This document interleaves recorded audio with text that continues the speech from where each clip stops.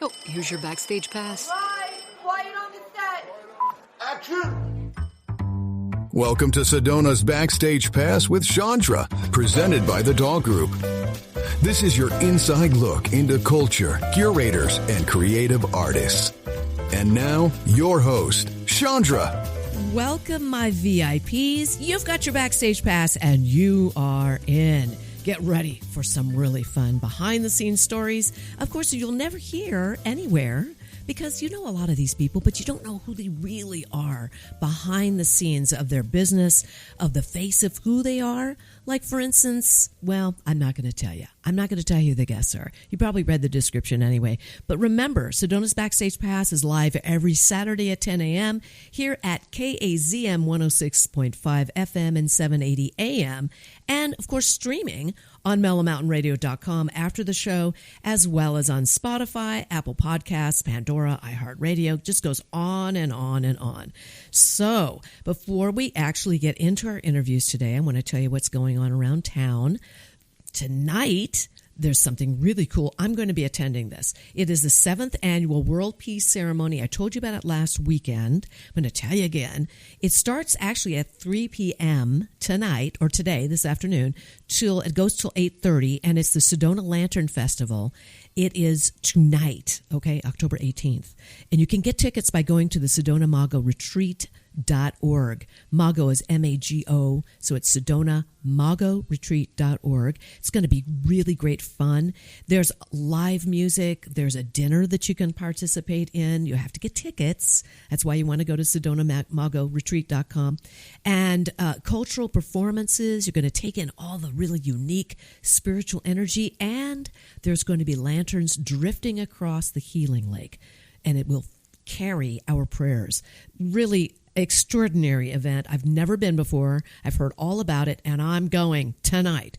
Tomorrow, I'm involved in something. I'm actually emceeing this with my co-MC, our little Dottie Dots, and that is the 5th annual Halloween costume parade. So make sure you register for this. If you haven't registered yet, because this is for Sunday, October 19th, tomorrow, from 10 to 12, at the beautiful Tlaquepaque Arts and Crafts Village. This is a fun fundraiser for the Humane Society of Sedona, okay? And you dress your dog up, and you get in the parade, and then later we have a costume contest, and we will have celebrity judges and all that fun stuff. For early registration, you can still visit humanesocietyofsedona.org, although, come to think of it, because you have to, this is last minute, you guys. This is tomorrow, so get on there. You got to do it, okay? Get on to, I'm going to give it to you again here where you can, I'm looking here. It's Sedona. Visit humanesocietyofsedona.org. That's what it is, early registration. Or you could just show up. But I would get there early, like 9:30, 9:15, because we start at 10. All right, now. Oh, by the way, there's lots of booths and all kinds of fun stuff. Another thing I want to tell you about, I forgot to mention this. Sedona Ballet is the sponsor of our calendar events every week, and they're wonderful, wonderful organization, terrific. They are their mission is to showcase world-class performing arts, and they do it through dance and education of dance. So make sure you visit SedonaBallet.org. Always want to mention them because they're fantastic. And thank you, Minnie Wunsch. I should say Winnie Munch. Why do I always get that confused? I swear to you, I think I'm having dyslexic moments more and more.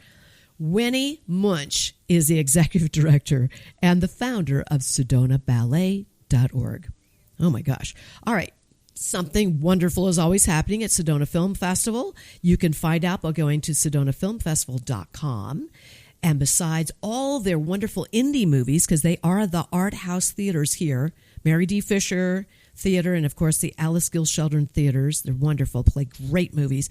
There's also a lot of events and concerts going on. Well, they are going to have the 32nd anniversary gala called the Enchanted Autumn Masquerade Ball on October 27th at 4:30 p.m. at the beautiful, exquisite Enchantment Resort. This is one of those opportunities where everybody can get dressed up in their best evening attire and wear masks. A real masquerade party. This is what it is. And there's going to be a reception, a dinner, live music, dancing to the band The Swing Tips, a live auction, a raffle. all kinds of wonderful things. So get your tickets by going to SedonaFilmFestival.com. And remember, while you're there, check out all the events that are going on, like, for instance, one that I'll be mentioning on my shameless Shondra spot. I'll wait for that. I'm not going to tell you now. I'll tell you in a moment. All right, that is what is going on. Oh, one more thing I want to tell you about. Sedona Arts Center has, of course, their Plein Air Festival.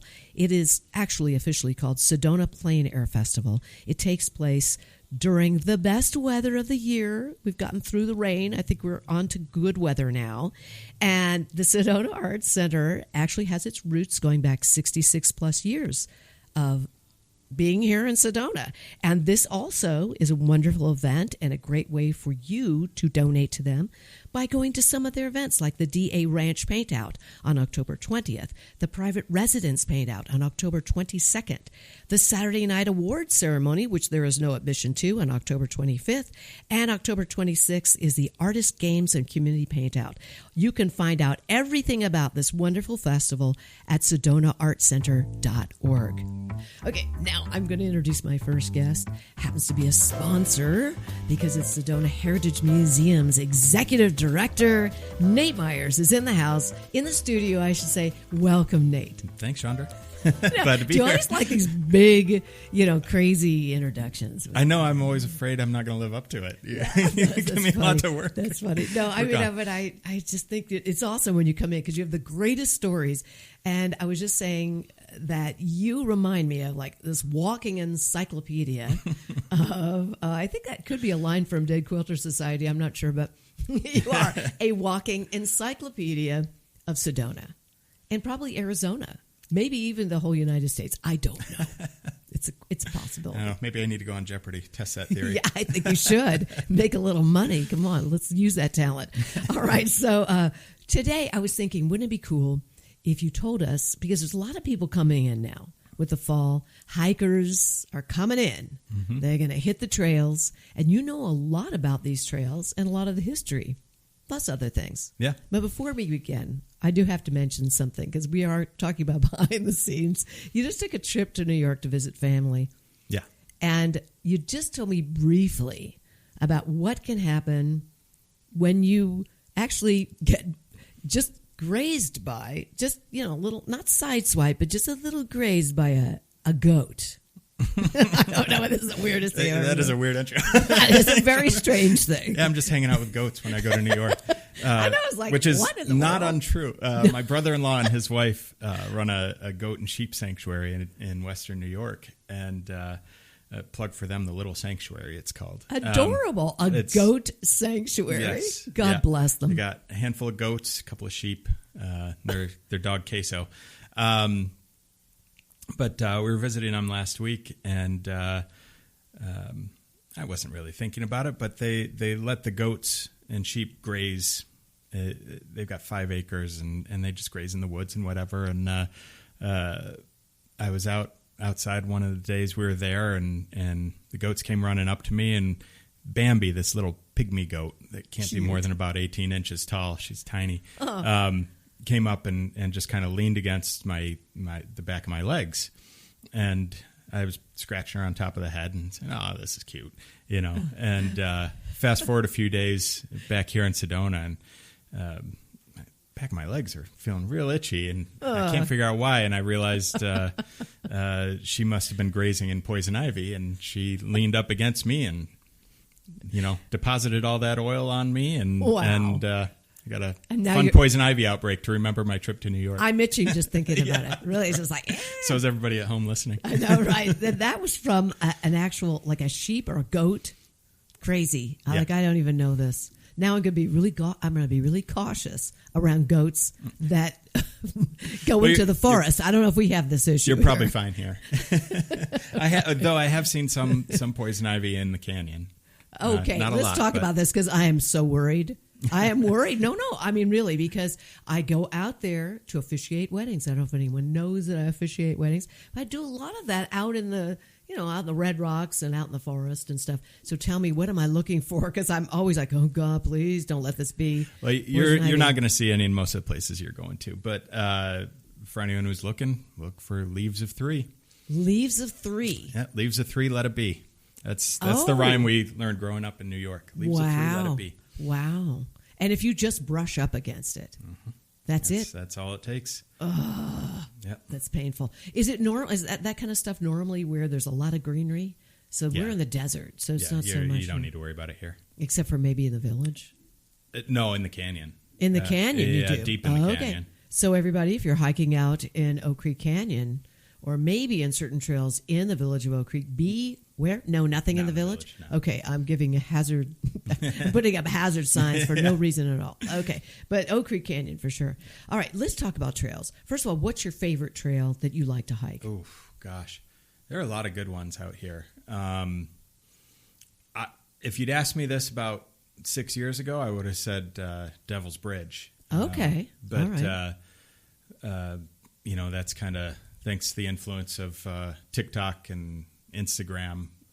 That's really kind of blown up and become a destination. And now, if you're going to go out there, you're going to share it with 100 of your closest friends. Oh my goodness! But something to see, but you're not going to get it to yourself anymore. Bryn's Mesa might be okay. Where's Bryn's Mesa? Might be one of my favorites. Where is that? Bryn's Mesa is the trailhead is at the end of Jordan Road. Oh, okay. About a mile past the Heritage Museum, out in the National Forest, and it's actually a trailhead of a network of trails out there. The museum just opened our Hiking Sedona's History exhibit about featuring 21, 22 trails, and just telling either where the name came from or something interesting that happened out there, or, just little snippets of history of the trails, so that next time you're hiking, I know a little bit something about this, give a little deeper meaning to your experience in Sedona. And so 2 of the trails that we covered actually have trailheads there. Bryn's Mesa Trail, like I said, one of my favorites. You get some really great views. You get some shade, which is always nice this time of year. That's very nice. Yeah. And Bryn's Mesa is actually named for a bull that belonged to, I believe it was a Van Daren family, who were cattle ranchers in the area. And Bryn, the bull, would graze up on top of the mesa. And so it came to be called Bryn's Mesa. Wow. Because you could always find Bryn on the mesa. That's amazing. The only bull, maybe? That I don't know. I don't know. He could have been very territorial. Could be. It is a very special bull to be having a trail named after you. Bryn, yeah, okay. Yeah. All right, cool.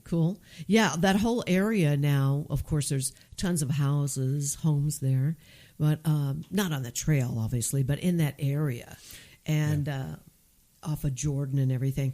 And so all of that used to be cattle land, right? I believe. A lot of it, yeah. A lot of pasture land in that area. And if you're going to go out there, you're going to want something with a little more clearance than a sedan.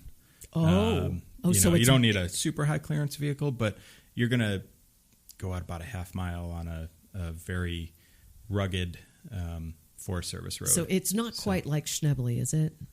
Not quite like Schnebly. No, not quite there. Yeah. Schnebly is like, I don't know if any of you have had that experience, but having officiated and sung also up on merry-go-round, up in that area. Yeah. Ooh, let me just say, that ride is quite a ride. That's like you don't remember e-tickets. You're too young for that. E-tickets of Disneyland, but e-tickets were like the ride. When you go to Disneyland, you get the best rides. That is definitely one of them. It's like, okay. You're on it's an this amusement park ride on that. It is a little bit. It's got a little bit of that going on. Yeah. I've never done it. You haven't? Never driven it. Never ridden a Jeep out there. But my grandfather remembered his first time in Sedona. He came into Sedona on Schnebly Hill Road from Flagstaff. And in like his Oldsmobile or whatever in the 70s. And he came down and decided, I don't ever need to do that again. No. Did he break his car? No, he made it. But. That is serious. Okay, I was just going to tell you, if any of you want to get up into that area on Schnebly Road, because basically what happens is the road's all fine and great. And then you get to an area, there's a parking lot. And be smart. And either get a Jeep or have somebody else drive you, because let me tell you, this is not a road you want to take by yourself. Certainly not in an Oldsmobile. No, don't take your Oldsmobile out there. Oh my God, you could get stuck out there. It's not funny. Yeah. I'm laughing. It's just the whole idea. Okay, so you got to go do that. You'd love that. Yeah. Up there. Yeah. It's pretty great. Merry-go-round. I mean, I've hiked up there. I've been up to merry-go-round. Oh, you hiked have? up there. Yeah. Okay. And that parking lot you mentioned. How'd you get there if you didn't?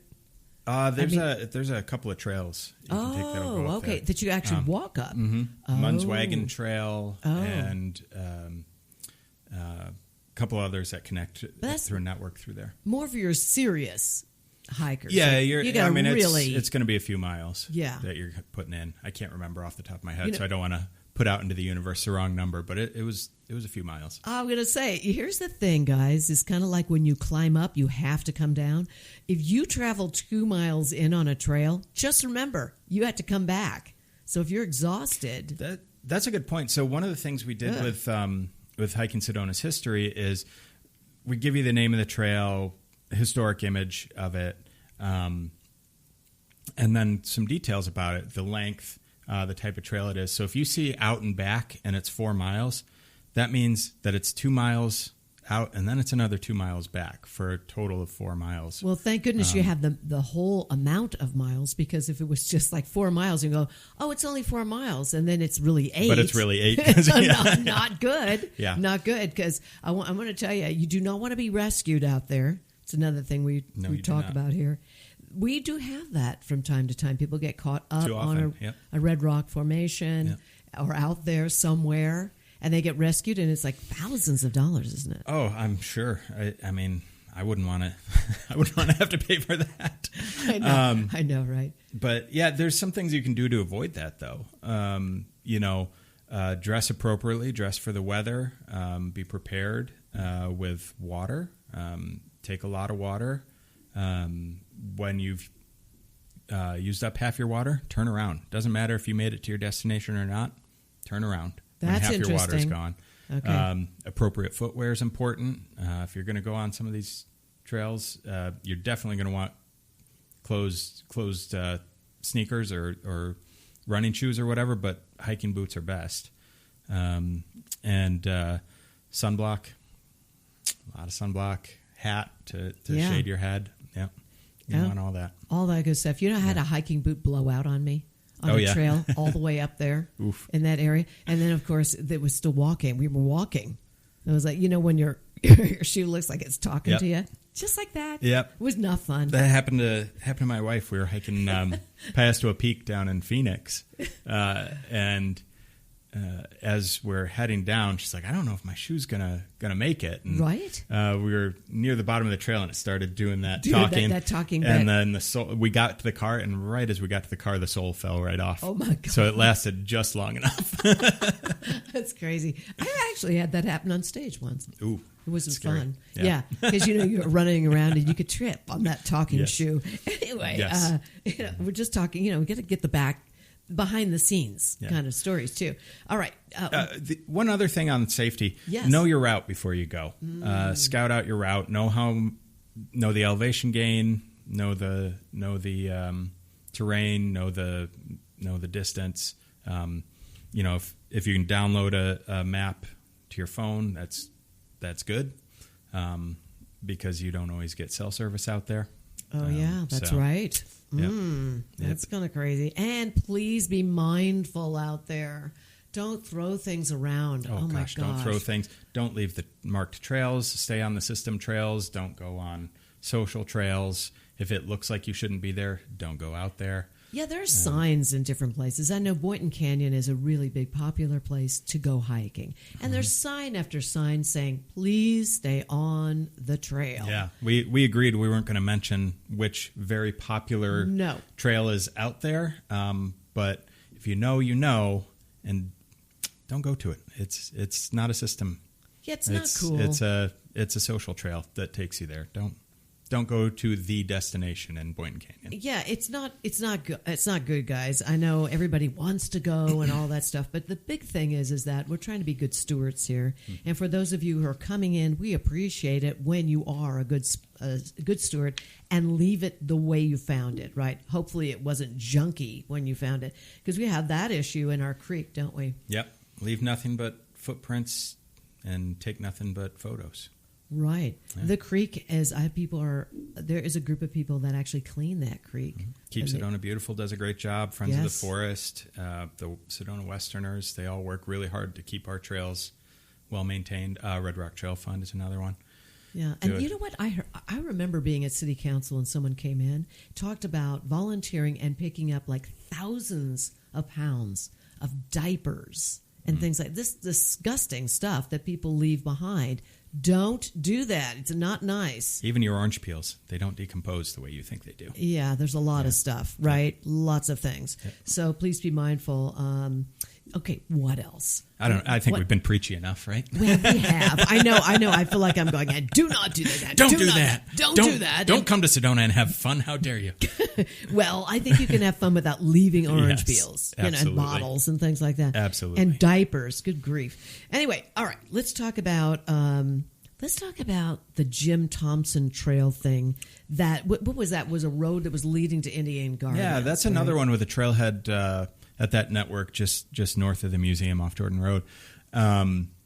Jim Thompson Trail, that actually follows in many sections the road that Jim Thompson built to connect his I hesitate to even call it a homestead because he didn't file a homestead until much later, but his place at Indian Gardens with the town of Sedona.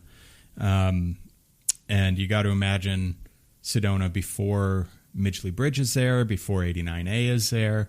And so he marks out this road. And his first attempt actually washed away in a flood. It was too close to the creek. And so he moved it higher. And actually that's his road was how you would get around Wilson Canyon before Midgley Bridge crossed it. Amazing. And so if once the bridge came through in the 30s, no more need for that road. And it's a trail now, but I see. when you're hiking that trail, you're hiking Thompson's original road that connected Indian Gardens to Sedona. Really cool. So I have a question for you. Mm-hmm. We sometimes do get these flash floods. Mm-hmm. It does rain here. For those of you who do not live here and you're listening, yes, it rains in Sedona. We get these major monsoons. When they come, they're intense, and sometimes they last a little longer than expected, and there can be flash floods. Is there any trail that has that possibility? Mm-hmm. But if you see water and you're raining and you're out there and you've decided to do a hike, what do you do when you see tons of water and you got to get back? Any advice on that? I mean, that's insane, isn't it? Yeah, check the weather before you go out. If monsoons are in the forecast, don't pick a trail that's going to take you close to the creek. So stay high. What would that be? Like, what trails are closer to the creek besides? What is it? Red Rock Crossing, of course. Sure, the ones around Red Rock Crossing are probably the most prominent ones closest to the creek. So, like Baldwin Trail, and trails like that in that area, because a lot of trails don't really follow the creek because there's so much private property along the creeks, and once you get into the canyon, the trails rise up the walls of the canyon, and that's so right. You're going to be going up anyway. But the ones around Red Rock Crossing, those could be in a flash flood. Yeah. What was the scariest hike you ever did? Ever? Ever. A few years ago, so my wife and I, we hike all the time. We go all over Arizona. And before we called Sedona home, we would come here. We're heading to Havasupai with that turquoise water in a couple weeks. But a couple years ago, we went down to Tucson and we went to Tanque Verde. And for those who aren't familiar, it's east of the city, and it goes into this very narrow canyon with waterfalls, and it's got water mostly year round. And so, going to see these waterfalls in the middle of the desert is kind of a neat thing. Yeah. And so we were out there, and it was probably this time of year, but we had checked the forecast. There were no monsoons in the forecast. Uh-oh. And we went out there, and we were like, boy, this would be a bad place to be stuck in monsoon, because we're between waterfalls. We've scrambled up one. We've got another one ahead of us. Narrow canyon and steep sides. And we're like, boy, it'd be bad news if a monsoon rolled in. And oh, my gosh. So we're like, we got to skedaddle out of here. We can't hang out here. And so we start going down, and it's raining, and the rock's getting slick. And at the top of one of the waterfalls, I lost my footing, and I slipped, and I just started to go. Oh, and no. I thought for sure I was starting to angle myself so that I'd go over the edge feet first and hopefully land feet first. Gosh. But I thought for sure I was going over the edge, and I was like scrabbling at the rock with my Grabbing. fingernails and just like trying to stop myself. And I finally did, but and of course your wife that is was the scary. screaming. Oh yes, yeah. She's screaming. Oh yeah. How far if you had fallen off? What it was probably 30 or 40 feet. Yeah. No way. Yeah, it was. Yeah, see? Okay, all right. So, now, that was the scariest. I'm feeling the momdra part of me coming out now. I'm just going, oh my God, please be careful out there. And you run into wildlife. That's another. Leave the wildlife alone. Yes, please. You'll see them. Please, and leave the little ones. You don't want to be touching the little guys, because there's a mommy somewhere. Yeah. All right. Well, we have run out of time. I can't believe it. It goes by so fast. Your stories are did great. Go fast. Really. Thank you for all the great hiking information, the stories, all of it. And remember, Sedona Heritage Museum, it is right on Jordan Road. Make sure you go there. They're open every day from 11 to 3, right? Yes, and you'll find out everything you need to know about Sedona before you get into Sedona. All right. Thank you, Nate, for being here. And everybody stay with me.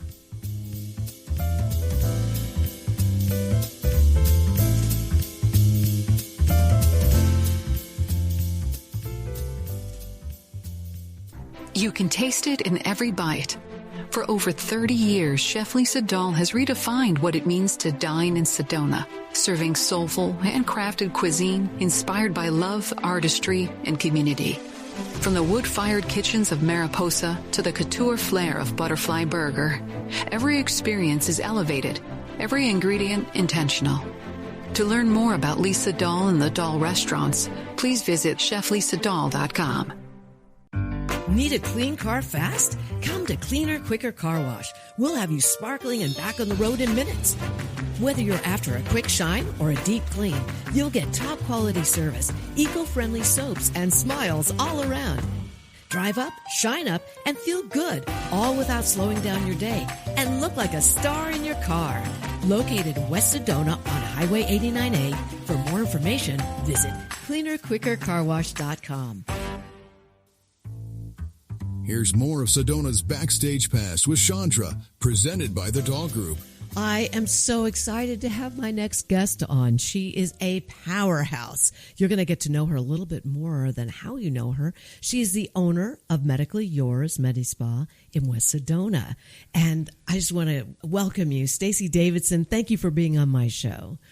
Absolutely. I'm thrilled. It's so much fun. So you were an RN, and specifically, I understand that you worked in pediatrics. You're like the director of the pediatrics department. Where was that? I was recruited here to be the coordinator of pediatrics from Texas, where I had been a pediatric nurse for 10 years. And then when I became a nurse practitioner, I returned to the hospital and was the director of mother-baby obstetrics and the neonatal nursery in my last position before I left the hospital. And that was where again? That was at the local hospital here at Verde Valley Medical Center. Oh, my goodness. I had no idea. Like, I would never have known that. Wow. But you are a Texas girl, just like I am. Mm-hmm. And I can talk like this anytime I want to and get away with it because I'm from Texas. Amarillo. Oh. Yeah, I know. We've got a couple of Texas girls around here. Debbie Johnson of Cleaner Quicker Car Wash is Texas. Yes. She's Texan. Yep. powerhouse women, I must say. I'm not just saying about me. Every Texas woman I know is a powerhouse. Now, this is why I wanted you on my show, because you're fabulous, number one. And number two, you help entertainers. We have to look good. We have to show up and look good. And your Medi Spa, you've got Botox, you have all kinds of treatments, including body sculpting. I work out. You really work out. How long have you been working out, by the way? Well, I've always been working out, but I mean, I got really serious about my body sculpting goals about 4.5 years ago. 4.5 years ago. Okay. Shows. If you're on Facebook, look up Stacy Davidson. I've been seeing some reels and you look phenomenal. You're like, I mean, it's amazing. I love it. So now tell me about this. How can you help, let's say, somebody who does work out and you're doing the body sculpting? What is that exactly? Yeah, so body sculpting is a really unique type of treatment that can be offered in our office where we can really maximize what's possible for you.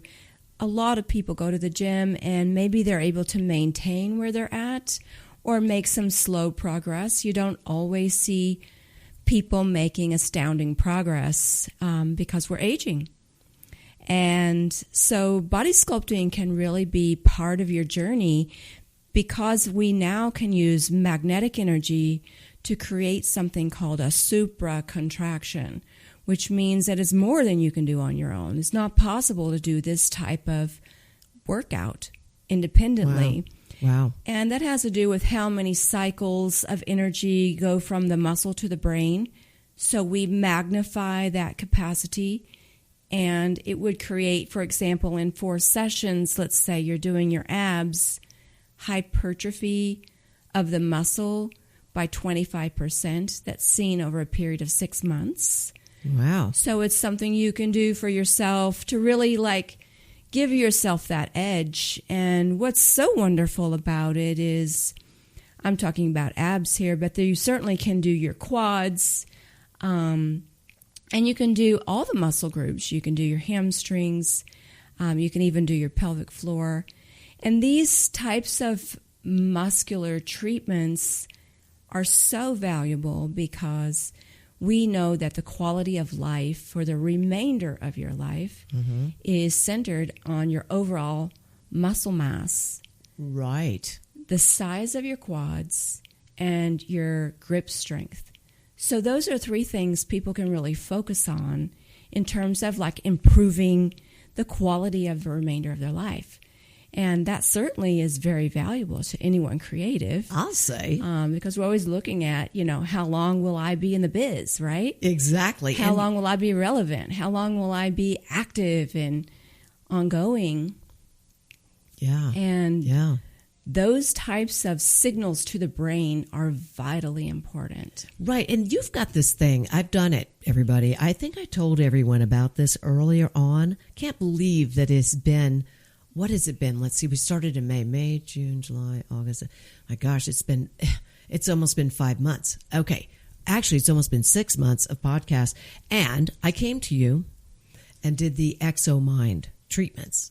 And I think it's 6 treatments or 7. It is a series of 6 treatments that's recommended in order to create neuroplasticity in the brain. And that is on the left prefrontal cortex of the brain, which is your emotional regulation center, your executive center, where you learn and where your memory is held, where focus and attention are held, and the quality of your sleep. I see. Well, I will say this. I'm sold. I wasn't dreaming for a while. And then I did these treatments. And after the very first treatment, I started dreaming. I used to have these vivid dreams. So I'm back. I'm back dreaming now. It's a good thing. And I have to say it's helped my creativity as well. So how in the world did you get from being an RN to what you're doing now? I know it's a process, but what was that shift like for you? Well, I set out to be a nurse practitioner. Excuse me. So it was like fulfilling your life's purpose. Okay. And really that's what I think creativity honestly is becoming who you truly are. So it was a natural process. I took a long route, so to speak, and I'm happy for every piece of the journey because there's not one piece of the transformation that doesn't contribute to, greater than the sum of its parts each day. So true. Yeah. So you're in Texas and you decide to come to Sedona. What brought you to Sedona? The beauty. Oh, really? Did you get Red Rock fever? Did you come here and you go, I got to move here? Yeah. You did? I came here. I got a job, a daycare, and an apartment in 2 hours, and I went home and gave my notice. Oh, my gosh. When was that?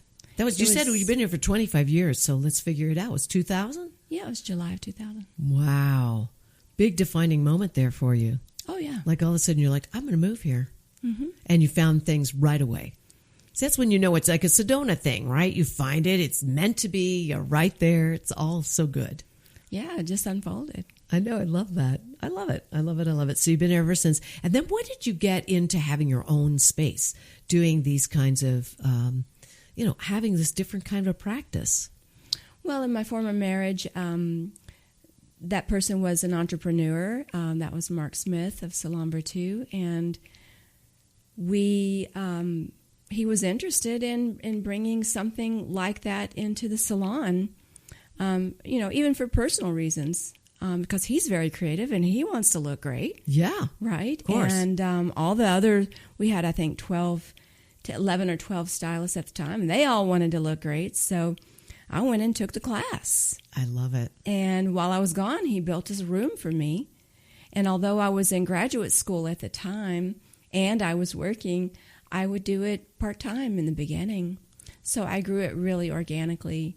I grew the business very, very slowly over time. That's wonderful. I love it. So, it was so good, just so good. It is. Now, if you go to the office, there's no salon there now, and it's all your space and different rooms, different technicians as well. And you're the main one, though. You're the one. I'm like, I want Stacy. She's the one. She's the one.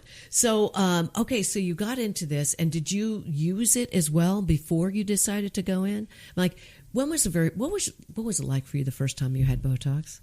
I've never asked you this. Oh, that's a really good question. Was it scary? Some people get scared. I was a little nervous the first time I ever had like a little injection. Mm-hmm. I didn't even have that much. Scary. It wasn't scary? No, because you were like... No, I was so curious, Okay. I think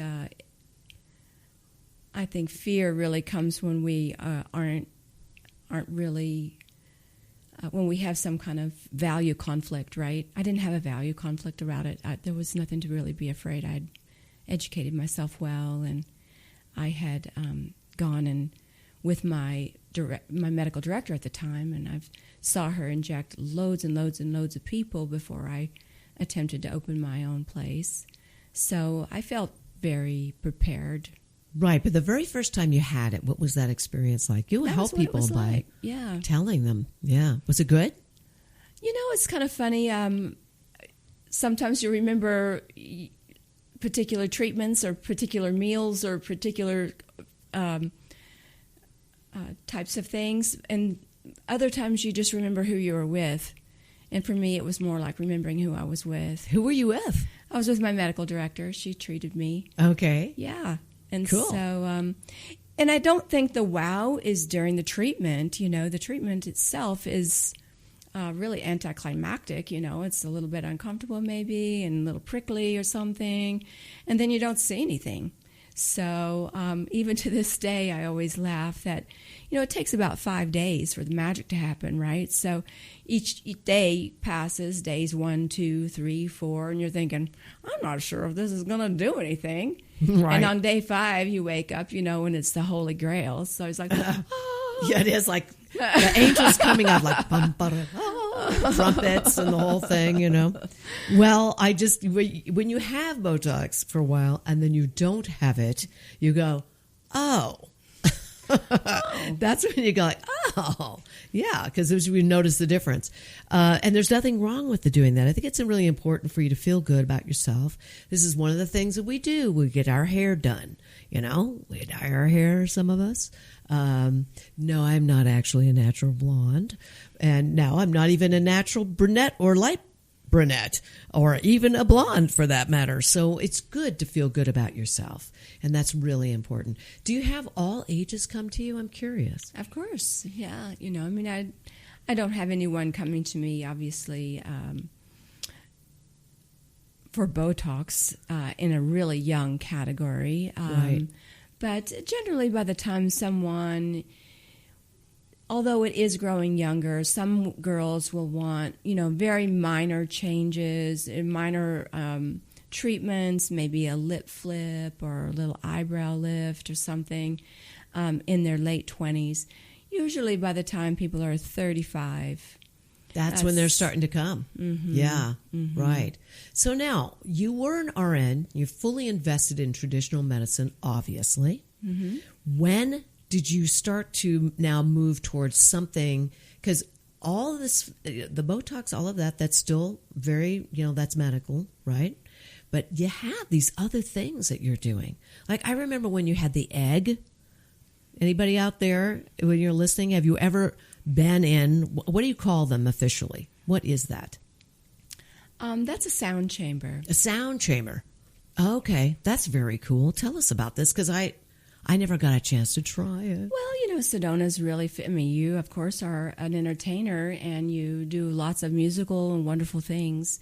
So you probably know better than most that sound can be very therapeutic. Absolutely. Right? And so sound therapy is certainly not a foreign idea here in Sedona, and it has to do with vibratory benefits, which would include all kinds of therapy, to include,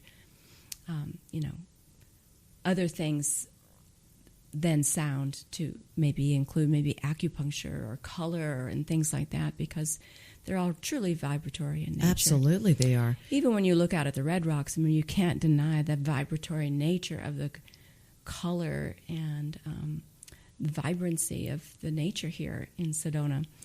But sound therapy itself is something I've been very interested in, and I do offer an individualized sound therapy type of treatic where we can find your exact harmonic that places your brain in a homeostatic state to downregulate stress and to benefit and vibrate certain aspects of your brain to different brainwave states. I'm going to share with everybody here. This was, for me, an extraordinary experience. So I went to you, Stacy, and you found my tone, my specific tone, okay? And in that, there were like 6, I think, or maybe even 7 different, same tone, but just a little variance. And when I say tone, you're actually hearing a tone. And you put your ear sets on and you're listening to this. It's a waveform and some other stuff that was in there. Like you had some beach or waves, things coming in there. But the tone is ever present. I wrote 5 songs listening to that tone, which ended up being in Weird Detention, the movie. That's crazy cool. I've never had that happen. I'm literally listening to a tone and I'm getting all these lyrics in my head. I'd have my phone near me. One night, I think I actually wrote like 3 or 4 songs right there. I'm in a meditation, and it all came in. Music, too. So it was wild, and I know that stuff works. Yeah, so the magic there is that your nervous system selects that tone. So it's not something that you think your way into. It's something that's revealed by a real-time heart rate variability, and then we create a harmonic out of that so that it's pleasant to listen to. Right. So if any of you are interested in that, I highly recommend that. I don't know of anyone doing quite that kind of work here in Sedona. It's very unique. You're still offering that, yeah? I do. It's fantastic. Absolutely fantastic. I highly recommend. And by the way, those 6 or 7 different variations, you're very slight. You don't really hear it too much with the audio just with your own hearing, but it is going in subconsciously, right? Right. So there's 22 different recordings that you can actually have. I think 22. You may have 6 or 7. Yeah. But, so there's 22 different brainwave states that can be captured with that same tone. So then that creates a binaural beat that resonates to that brainwave state. Okay. To achieve resonating certain structures in the brain.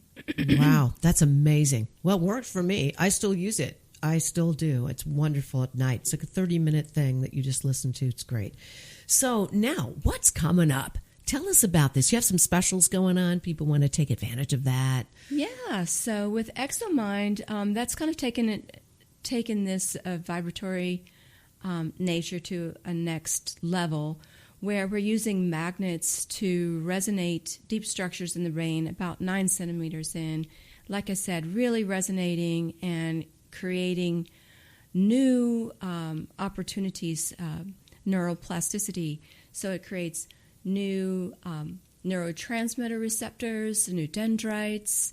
A lot of people are using lots of different things to do this, but what's so wonderful about it is that when I put you on a real-time heart rate variability and place you on the ExoMind, it does very similar things to finding your own tone. It places you immediately in this homeostatic state, and that downregulates stress, and it stimulates the vagus nerve to such an extent that not only are you creating neuroplasticity completely chemical-free, but you're creating a state of harmony in the brain that's really what we call novel, meaning it doesn't occur in nature in a state like that for an extended period of time, like 24 minutes. So our brains are always moving toward homeostasis. So that is always the case, always true, and that is part of our major detoxification pathway. But being able to consciously place yourself again in a state where it's more than your body can naturally do unassisted makes it exponentially better. That's great. Wonderful. I'm loving it. I'm loving it. I'm loving it. So this all helps with creativity, and it helps you to relax and sleep well, which creates more space for creativity and clarity and all that good stuff.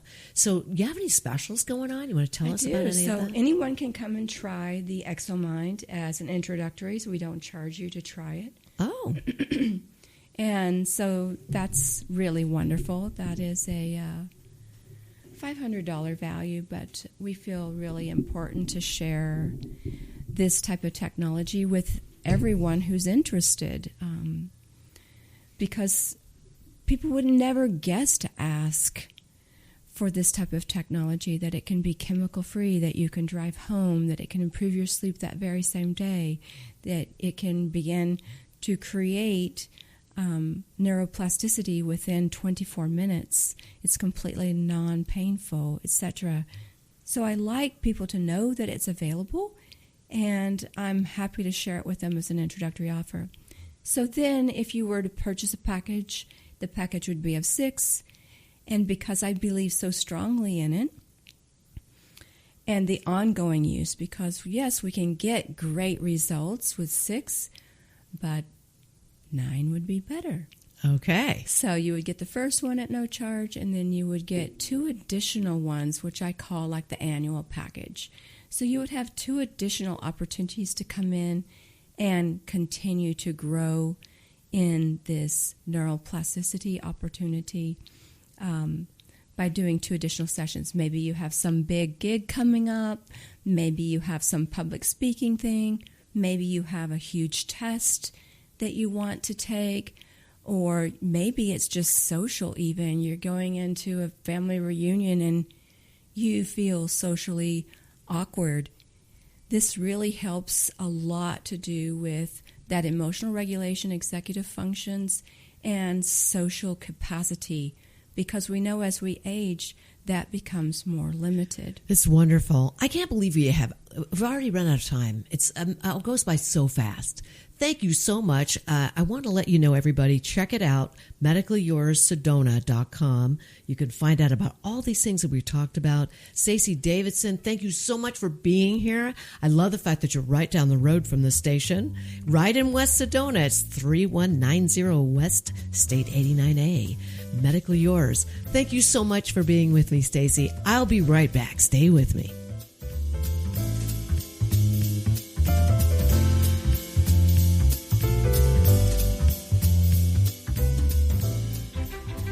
You've explored the trails, stood in awe of the red rocks.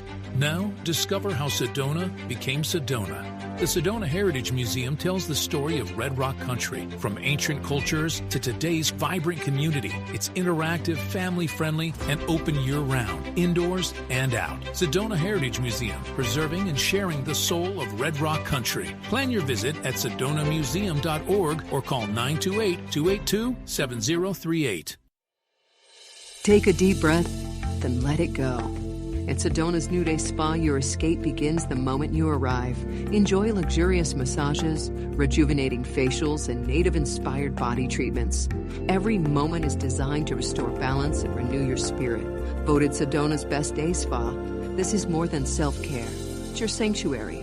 Book your experience today at SedonaNewDaySpa.com or call 928-282-7502.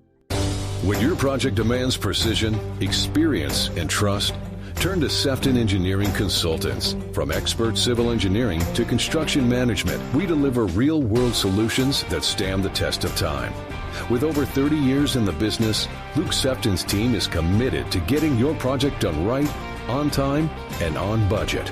Sefton Engineering Consultants. Reliable, experienced, personal. Learn more at SeftonEngineeringConsultants.com. Here's more of Sedona's Backstage Pass with Shondra, presented by the Doll Group.